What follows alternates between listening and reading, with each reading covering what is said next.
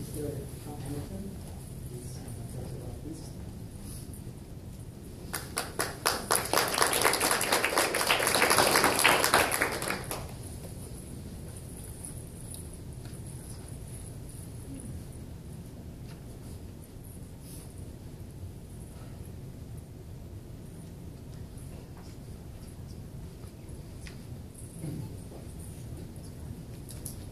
hi, my name is Sean Hamilton.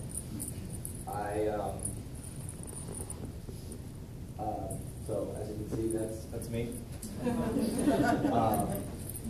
My last transplant ended today, 15 years ago.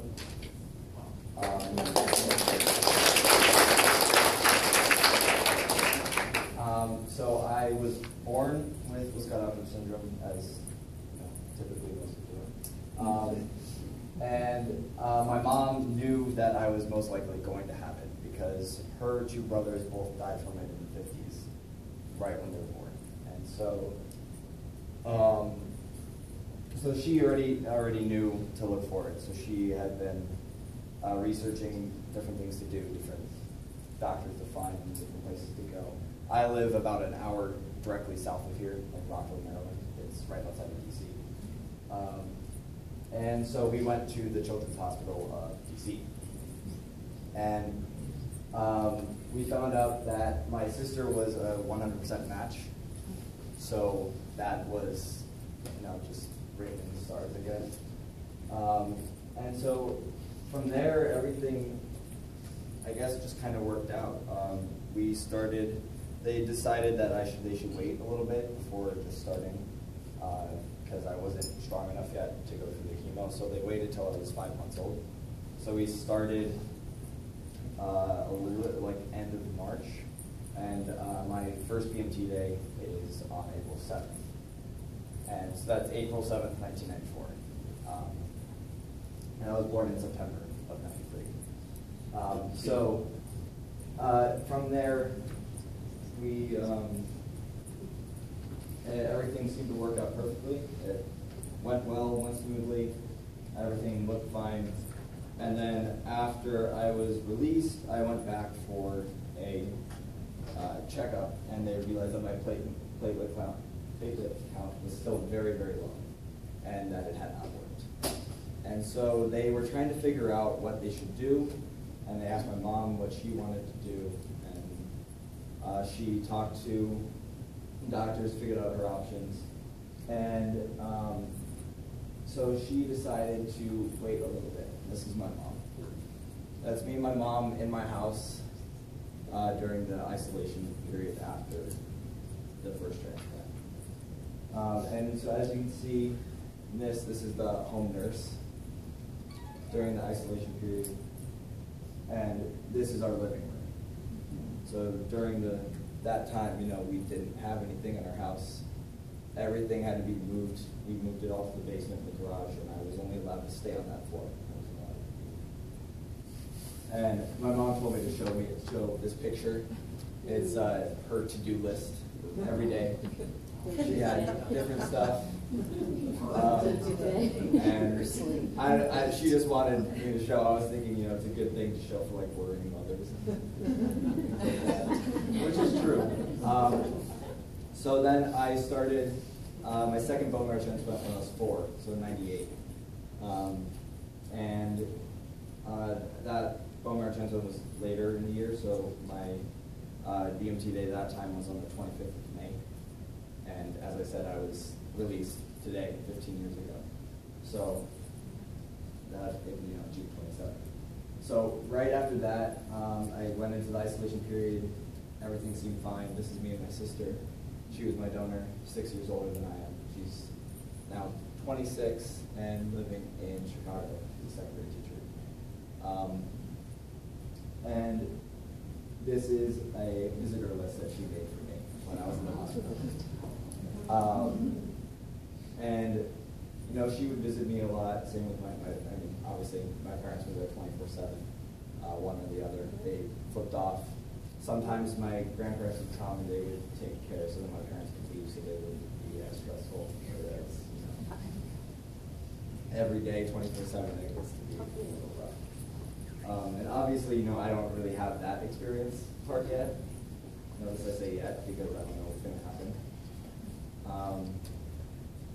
Yeah, so, you know, I guess the reason why I think I'm here talking is to show that as the person who went through it, you don't really remember so much of the bad stuff. Basically. I mean, I remember things like this. I remember playing with a family friend that was allowed us to come in. We had a flashlight puppet show. You know, I remember playing Game Boy with my sister. I remember watching Blue's Clues. I remember falling in love with this movie called Beetleborgs. Probably none of you guys know it. That's a stupid movie from early 90s. And so then I left. And that's me. They asked me if I wanted to go out in a wheelchair or a wheelbarrow. And obviously, 4-year-old, wheelbarrow. So that's my dad pulling me and my sister in front of him. And as much as I like to take credit for, everything that happened, it's my parents, it's my sister, it's my family. I, didn't actually do that much. I just sat there and took the medication. This is me right before the second transplant with my best friend. His name's Robbie. Right after I got out, he asked me where all my hair went. If you can see, it's very tough to see, but under my right eye, I have a little bit of the bruising in this picture. It's kind of tough to see. But, so then, like I said, there's my discharge out there on the right corner, Hamilton discharge, 27th of June, 1998. So, I don't know, after that, everything just kind of worked out. I mean, it's always been a thing in my past. I've never really had any real problems with it. The only thing that I still have now that connects me to it is the fact that I have a hypothyroid, which means I have to take Synthroid every day in the morning. That's it. That's the only connection that I have really, besides small memories. And I had a bunch of pictures that just showed my life course after that, but they all kind of got deleted when I uploaded the PowerPoint. So this is me graduating high school. And then, I went to college for guitar originally. And so this is me playing a show. I was in the newspaper, the Gaithersburg Gazette. It's pretty cool, I thought. At the time, I was 10th grade, I thought that was pretty cool. But yeah, I mean, just in general, the only memories that I have are all good ones.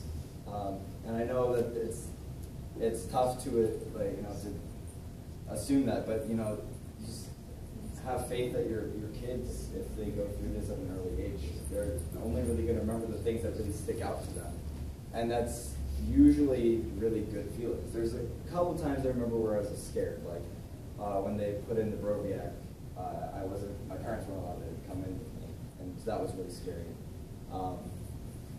And I remember after they put it in, I woke up as they were wheeling me to my room, and I knew I wasn't supposed to be awake, so I freaked out and I went back to sleep.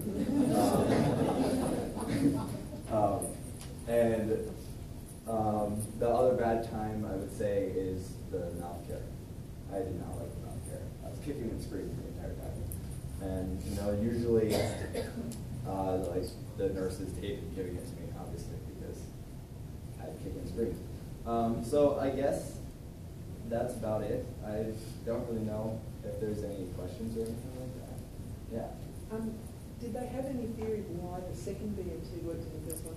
Oh yeah. So over the course between '94 and '98, I mean, this is what I've been told. I'm not sure exactly. Is that they changed the chemotherapy and the medicine to being from your weight to the surface area of your body. And because at the time, since I was such a little kid, when I was 5 months old, my surface area was much higher than my body weight would have been, because babies are very long and they don't weigh that much. So it was too little. the initial one. So when they changed it for the second one, then it just clicked. Yeah.